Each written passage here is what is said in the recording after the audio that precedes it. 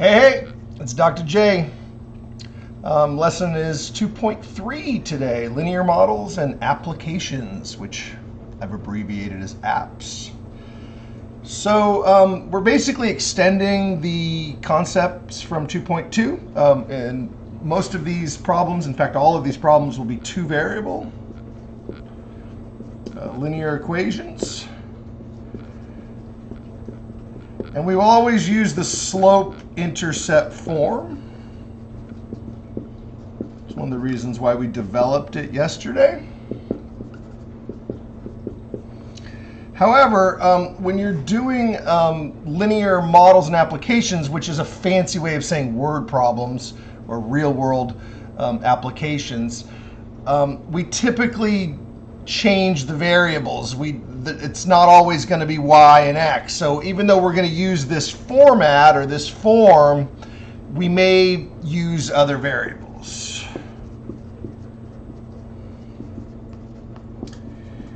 We try to use variables that express meaning.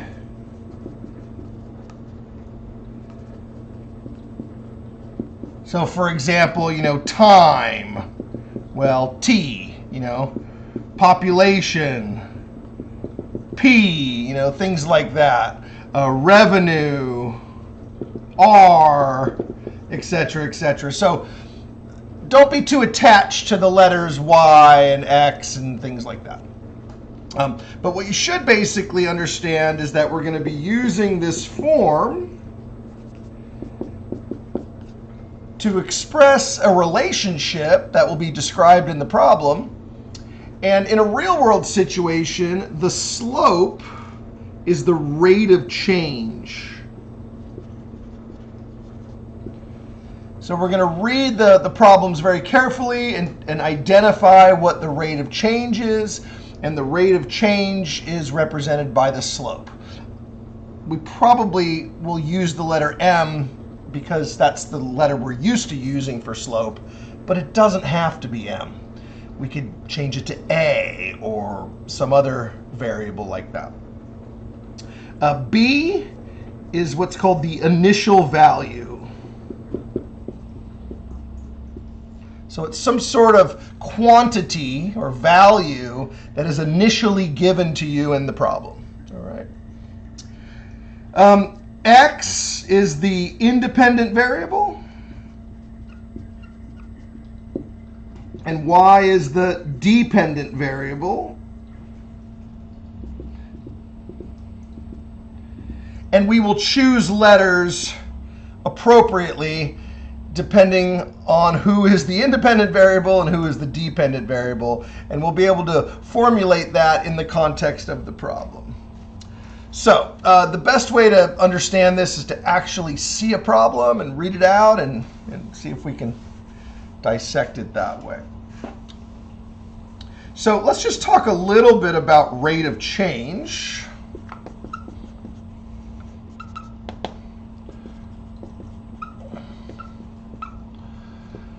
One of the most common forms of rate of change is the change in quantity divided by the change in time.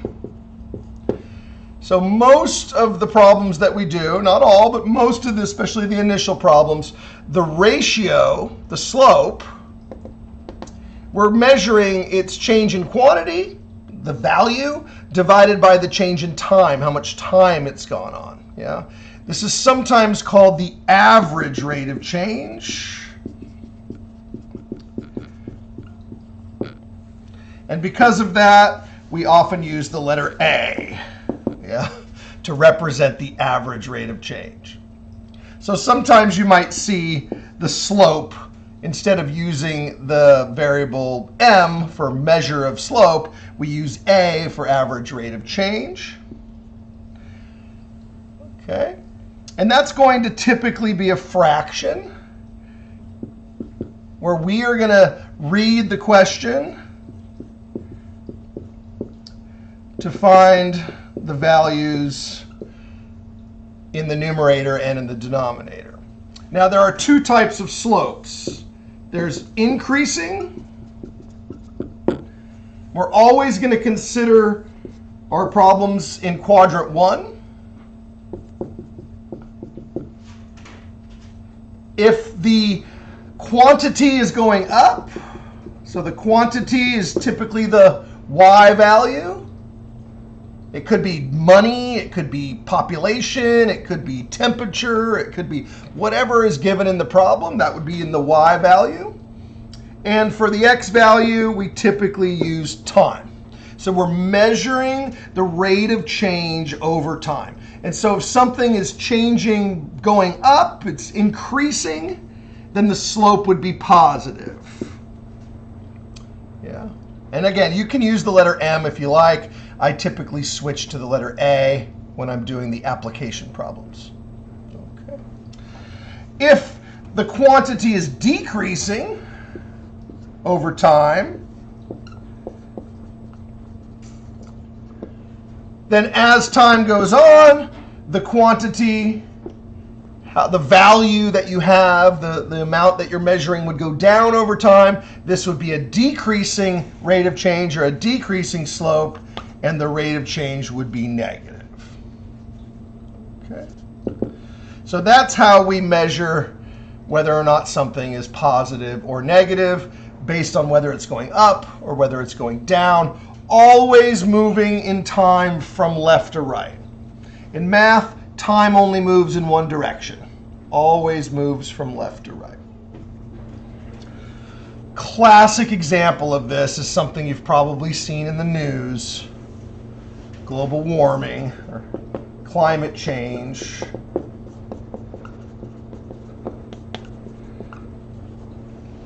Over the past 100 years or so, the average global temperature has been rising.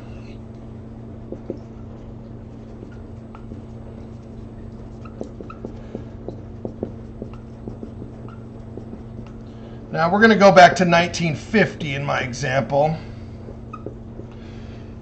In 1950, the average global temperature was 59 degrees Fahrenheit.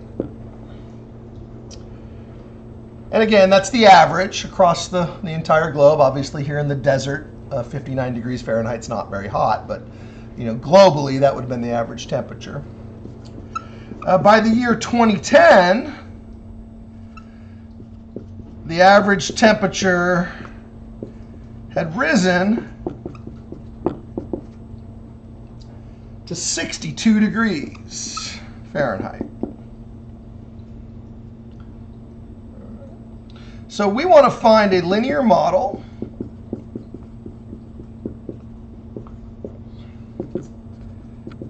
that gives us the temperature T in terms of the number of years, lowercase t. This is dangerous. You got to be really careful when you're using the same letter in two different cases. If this bothers you, then when you're doing your notes, you can call the capital T, you can just call it Y, and the lowercase t, you can call it X. Okay. And so we're going to use the form T equals AT plus B. Yeah. So this is essentially Y equals MX plus B. It's the same formula as we learned in the previous section. We're just dressing it up in a different format. Now, I kind of gave it away because I said that the temperature had risen. Yeah. So if the temperature has risen, then we already know that the slope is going to be positive. Yeah, it's going to be increasing. Now, if you don't see that kind of a clue in the problem, then you won't know that it's going up or it's going down. You'll have to determine that by investigating the problem a little bit more. Now remember, this is an early stage of the game here, so I'm kind of telling you using the vocabulary whether something is going up or going down. I'm not trying to hide my cards here, okay? So let's go ahead and write this down. Let's categorize who everybody is. So lowercase t is the years. So So this would be our T1. Yeah. 1950, that's the first time that was given. And then our T2, the second time that was given, would be our 2010. Okay. And then capital T is the temperature. So the T1, capital T1, is 59 degrees. And then capital T2 would be 62 degrees. So make sure you label everything so that you know what you're working with here. Okay. Now, I need to erase a lot of this, so I'm just going to copy this over here. I've got T1 is 1950. T2 is 2010. Capital T1 is 59. Now, it is 59 degrees Fahrenheit. For the purposes of calculating, you can just put 59, and then when we're done, we'll put back the degree symbol in the Fahrenheit when we're done with the problem. And then T2 is 62. So I'm documenting everything over here. Let's go ahead and save this, and now I can use this space to solve the problem. So the first thing we want to do is just draw a rough graph. So my quantity is temperature. That's capital T. That's my dependent variable. The dependent variable is always the ordinate, or the y-axis. It's in this case the t-axis. And then you have the independent. The independent is always time, or the x-axis. Now, we don't want to go all the way back to 0. 0 is 1950. All right, so that is the earliest date that's given in the problem. So whatever the earliest date given in the problem, that corresponds to 0. So 1950 is acting like 0. That would be t equals 0. Okay? In our minds, t is equal to 0. So let's figure out what's happening here. In 1950, the temperature was 59 degrees. Yeah. And then we're going to go over to the year 2010. That would be our T2. And the temperature had risen up to 62 degrees. So it went from 59, increasing over a course of time from 1950 to 2010. So let's figure out what the slope is. All right. And we can just say T2 minus T1 divided by lowercase t2 minus lowercase t1. It's the same formula we used in the previous section for slope. It's just I'm changing my letters from y to t's and from x to t's as well. So we have 2010 minus 1950 divided by 62 minus 59. So the numerator, oh, we have those backwards, don't we? Classic mistake. The capital T's go on top, so I've got 62 minus 59. The lowercase t's go on the denominator, 2010 minus 1950.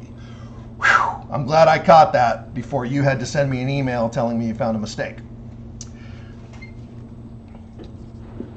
By the way, I give extra credit for the first student to identify a mistake in my lecture. So yesterday we had a mistake and it was found, and you know who you are, you got the extra credit. 62 minus 59 is 3. 2010 minus 1950 is 60. Yeah, that's 60 years from 2010 to 1950. Reduce that, or you can use a calculator. 3 goes into 60 20 times, so that's 1/20th. Or as a decimal, typically with the word problems, we use a decimal. the rate of change would be 0.05. That's 1/20th. Yeah. Notice it looks like a nickel. Yeah. Doesn't that look like 5 cents? Yeah. You want to be the life of your next party? A nickel is also known as a 20th. Yeah. A 20th of a dollar is a nickel. But anyway, we're not talking about money yet, but we will talk about money later in this lesson. All right, so we got our A. So now we know what our A is. Okay, and then B is the y-intercept. Or in this case, it's not really y, it's the t-intercept because we're using capital T to represent y. Yeah, over here, this is what used to be y. And so 59 degrees, that is your B. B is equal to 59 degrees. That is the y-intercept. So our formula now is capital T equals 0.05 times lowercase t, that's your x, plus the y-intercept. The y-intercept is 59 degrees. And this is our linear model. A linear model is like a recipe or a formula that you can use to project into the future. Yeah? And you can make an estimation. It's not an exact number, it's an estimate, essentially, a projection of what we believe the model will predict in the future. It's pretty good. I mean, sometimes we make models and then time goes on and we find out that our models weren't exactly right. And we make adjustments to them as we go through. We also learn more sophisticated methods. This is probably the simplest type of model. It's a straight line. Obviously, life is not always a straight line, and things sometimes go up and down, and we'll cross that bridge later. But right now, in this section, everything's either going up or it's going down linearly, and that keeps everything what we call idealized. Okay? So there you go. Now you're going to have your linear model. You can use this to predict about the future. Okay. So maybe I want to go, off into the future, and I want to know, well, what's going to happen in the future? What happens when I get to the year, I don't know, 2050? Question mark. How hot will it be, right? If this continues growing, the global temperature keeps going, by the time we get to the year 2050, how hot will it be? At least what will be the average temperature in the future? If you don't have a model, you would literally have to go up, over, up, over, up, over, up, over, and make a little staircase until you got to the right temperature. You could do that if you really wanted to, but it takes a lot of time to do that. Now, keep in mind, the earliest date was 1950. That corresponds to 0, 1950. So then 2010, that corresponds to 60 years later. And then 2050, that would be 100 years after 1950. So make sure that when you use your model, you don't plug in the actual year, because that's too big.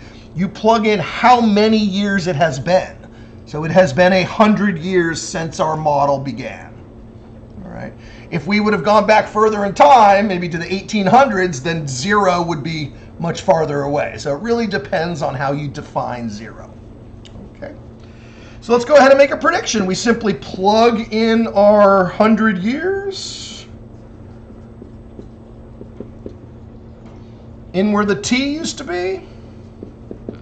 0.05 times 100 is 5. Yeah, if you don't believe me, use that calculator. 100 nickels. Right, if you had 100 nickels, that's $5. Yeah. So 5 plus 59, the temperature would be 64, and that would be 64 degrees Fahrenheit. We're measuring our temperature using Fahrenheit. And again, if you live in the desert, you're like, well, 64 degrees, I don't need to be worried. But remember, that's a global temperature, global average. That's very, very hot. 64 degrees it means that life on Earth is going to be very difficult in the year 2050 if this linear model continues to project in that way, if we don't make changes. So I'll stop my global warming preaching now. Okay. So that would be an example of an increasing linear model.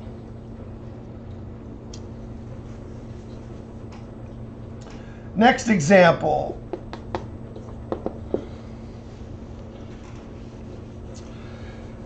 Population.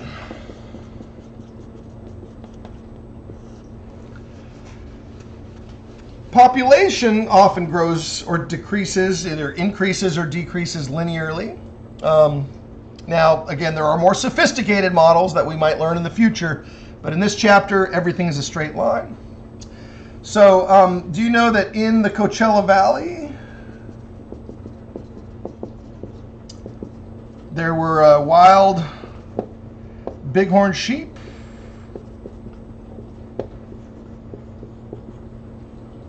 Well, in the mountains in the Coachella Valley. Population was about 100,000 animals back in the year 1900. Yeah. That was what it was estimated to be. There weren't very many people here in 1900, but so it was estimated that there were 100,000 of them living in the wild. Okay. By the year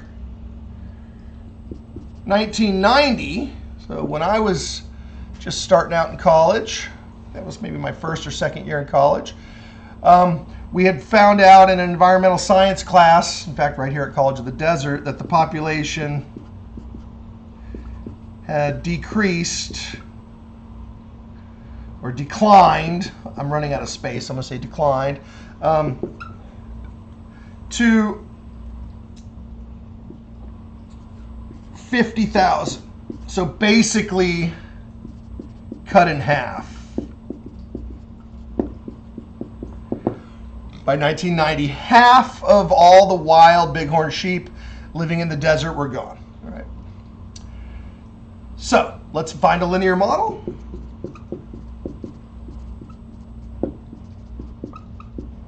And then use it to predict the year in which the bighorn will be extinct in the wild. And they might still have a few at the living desert, but we're going to make a linear model prediction of when will they be gone completely. Yeah. I guess you could probably use a little common sense, if it takes 100 years for 50,000 of them to go away, maybe in another 100 years. But let's actually use math to make it instead of just using what we call common sense. Okay. So our model is going to be P equals AT plus B. P stands for population, and we're still using lowercase t for time. All right. And if you want to use X and Y, you certainly can. In fact, you can just always use the Y equals mx plus b form.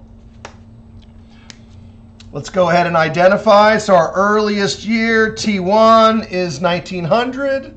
Remember, that's going to act like 0.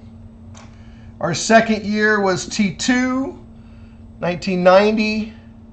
Okay. Our population, P1, was 100,000.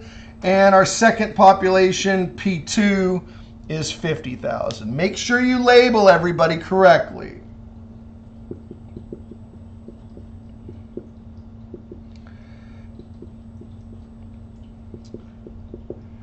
I'm writing all this down so that I can erase my word problem that takes up half of the board. All right, so we're going to save this.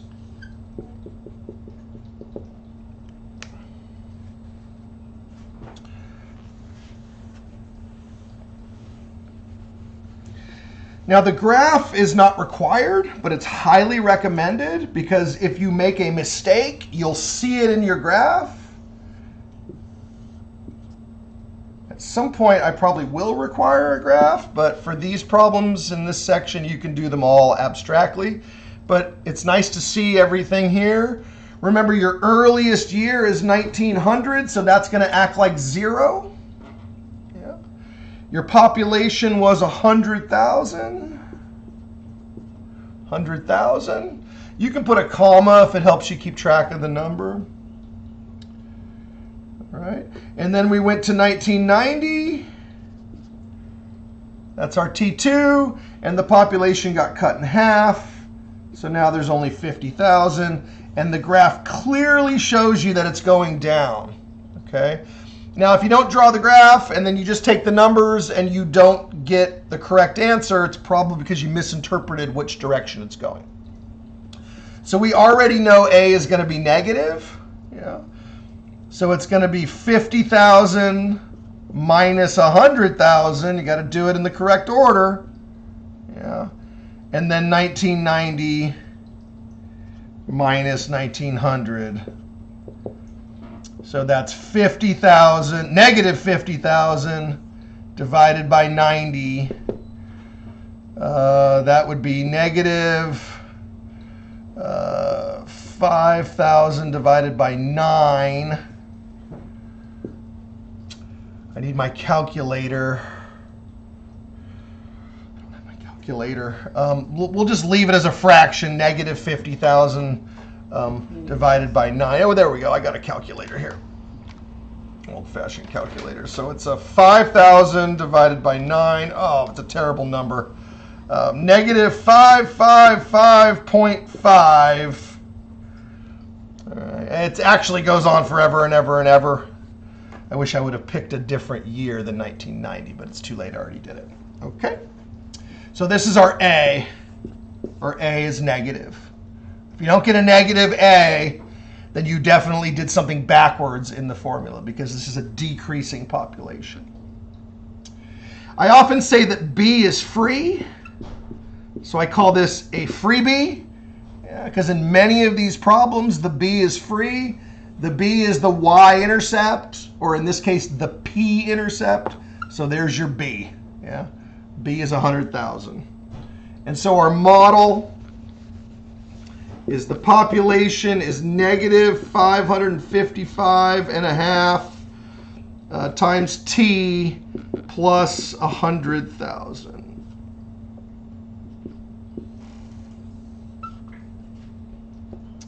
Now you can't really have half a sheep, yeah? So this decimal is kind of misleading. So typically with word problems, if it doesn't make sense to cut something in half, we'll just round it, okay? And we're just going to go ahead and round that up to 556. It just makes a lot more sense when you're talking about an animal or something that can't be cut. You can't have half a sheep. And so we're just going to round it up. Some people round it down. I don't care. I'll accept either one. I mean, if you need to round, that's fine. You can round.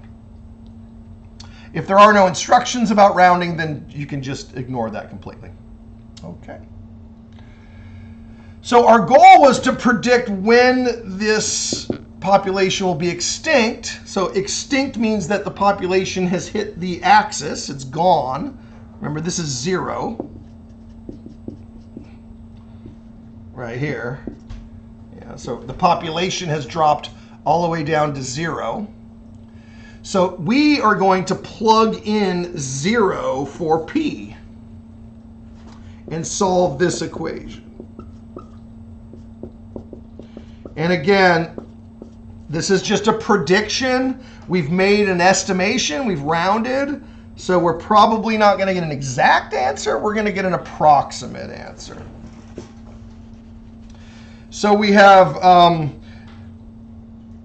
0 equals, I'm just rewriting this over here so you can see this. 0 equals negative 556t plus 100,000. Okay, we're going to subtract 100,000 from both sides. And you're going to get negative 100,000 equals negative 556t. Divide both sides by negative 556. Or you can use 555.5555555. It really won't make much difference. And this will give you the amount of time it will take. Like I said, this calculator doesn't show up as well, but let's do the best we can. So that's 100,000 divided by 556, 179 years, approximately, or 180 years. Typically, I'll have you round to the nearest year, or some problems will ask for 1/10 of a year, or maybe 100th of a year, or something like that. So it's about 180 years. About 180 years.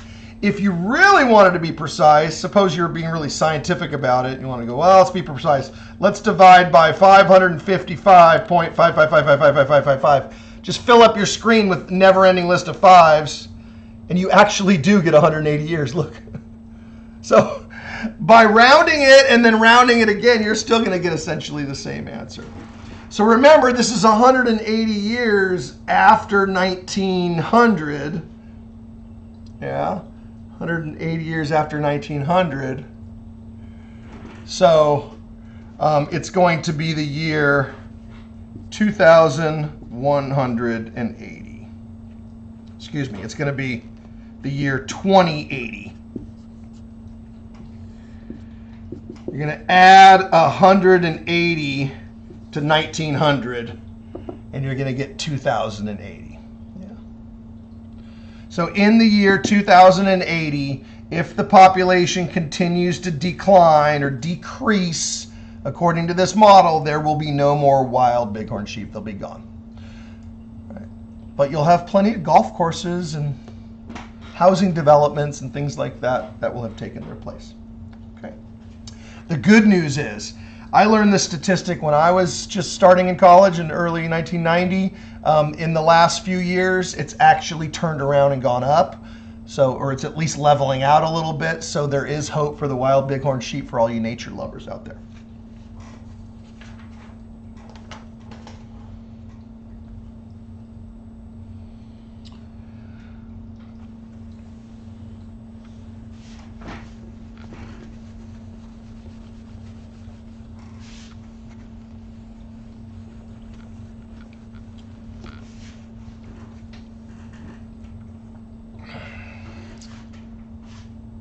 Depreciation.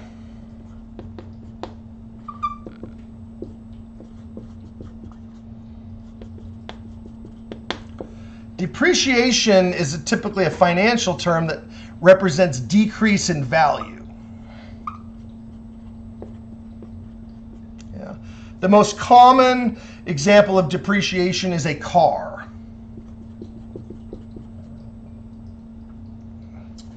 When a company purchases a car for business use,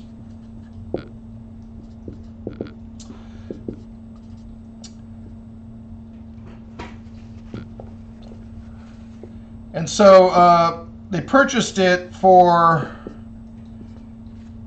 $25,000. They consider the useful life to be 10 years. Yeah. After 10 years, the car has little or no value.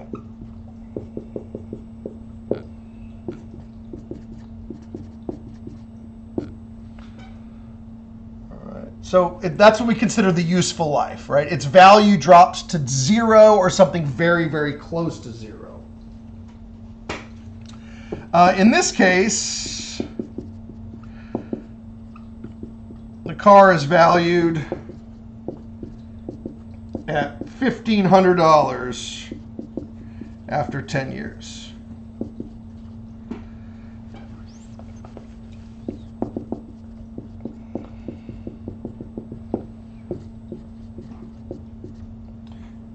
So they consider a car to have a 10-year useful life in this particular example.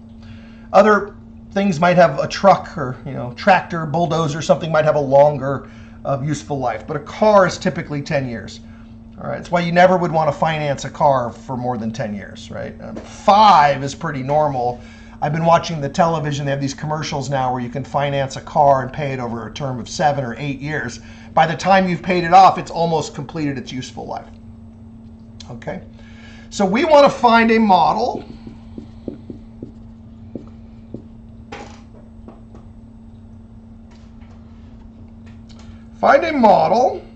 and use it to predict the value of this car 6 years after its purchase.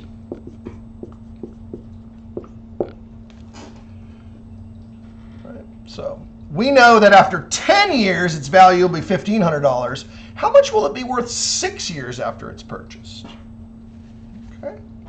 So our model, again, is going to be y equals mx plus b, but we're using v for value, appreciated value. The slope is going to be a, or if you like, you can use m. And t is going to act like x plus b. Right? Basically the same formula we've been using this whole time. I better label everything and get going here. So I've got my V1, that's my initial value, how much it was at the first when I bought it. Okay. And then I've got my V2. Yeah. But notice what I don't have. I don't have the times. That nowhere in here did it say, 1990 or 2005 or anything like that. All we were given was 10. This is called delta t. This is already calculated as the change in time. I don't know if you can see that. That's delta t. It looks like a triangle. It's pronounced delta. Delta means change. So this is already the delta t. Okay? So we want to know what our A is. Our A is delta V. That's the change in value divided by delta T, the change in time. Okay? I need to erase this, so we have our delta T. We already know that's 10. I'm going to go ahead and write T or V1 down here, so I can erase this stuff. V1 was 25,000. We may omit the $sign, and V2 was 1,500. Now I can erase all of this.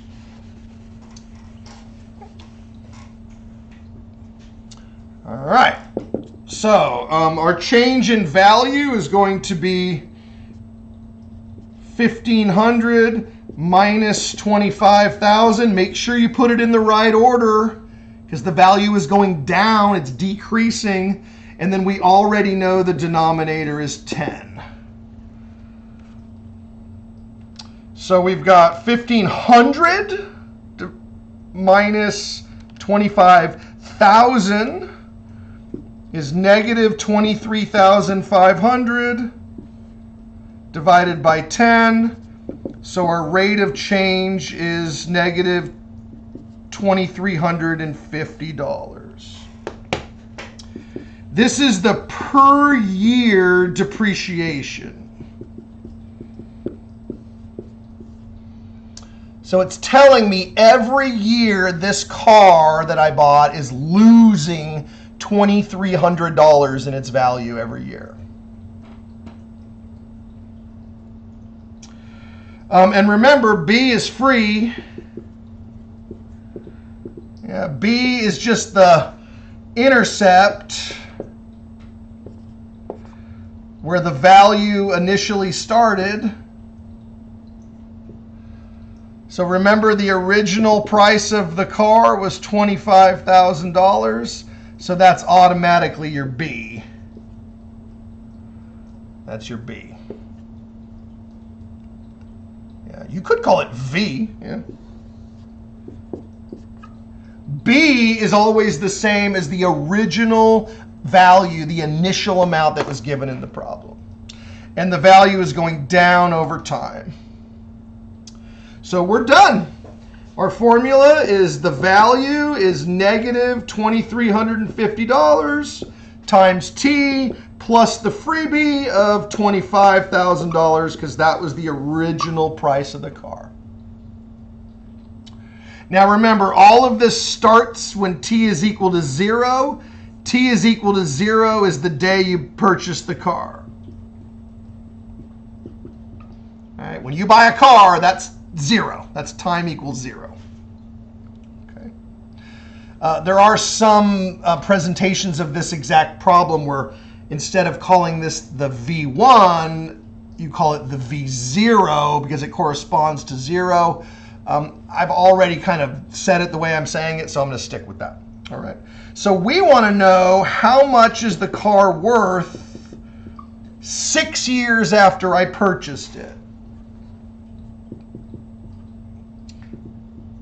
I'm trying to figure out, where am I at? What's my value 6 years after I purchased it? And that's the whole point of the linear model. I mean, you could sit there and just kind of reason it out in your head. Well, you might do that, I bought this car for $25,000, so next year it's going to lose, $2,350, and then just keep doing that year after year after year. That's a lot of work. It's much easier just to follow the recipe and the answer just pops out. So what you're going to do is you're going to plug in 6. I would definitely use a calculator on this. 2,350 times 6. I don't know. I'm not going to do that in my head. So I've got negative 2,350 multiplied by 6. So my car has lost